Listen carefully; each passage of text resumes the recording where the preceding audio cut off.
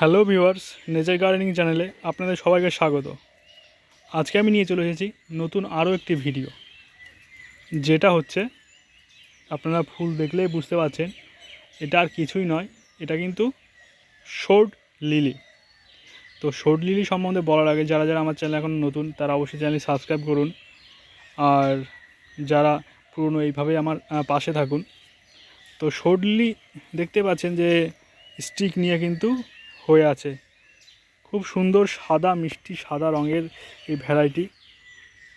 তো এতে মানে এমনই একটা লিলি যেটা কিন্তু আপনারা মাটিতেও করতে পারেন বা জলের জায়গায় করতে পারেন।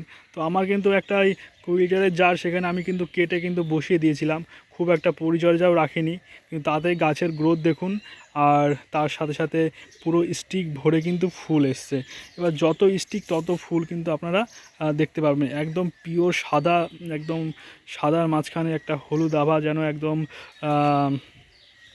পাগল করে দেওয়ার মতো পরিস্থিতি। তো দেখুন এক একটা স্টিকে মানে এক একটা শোডে তলোয়ারে কিন্তু ঢালের মতো দাঁড়িয়ে আছে এই আমাদের এক একটা ফুল, শোড লিলি ফুল।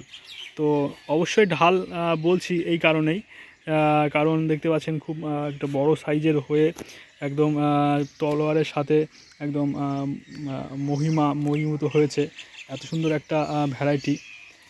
তো আপনারা কিন্তু এই শোড লিলি করতে পারেন, যাদের জায়গার অভাব বা একটু ছোট ফুল, একটু অন্য টাইপের ফুল পছন্দ করেন, তারা কিন্তু অবশ্যই শোড লিলি ব্যবহার করতে পারেন। অসম্ভব সুন্দর একটা কালার, মানে এত পিওর সাদা রঙের ফুল কিন্তু খুবই কম দেখা যায়। তো এটা কিন্তু আপনারা করতে পারেন।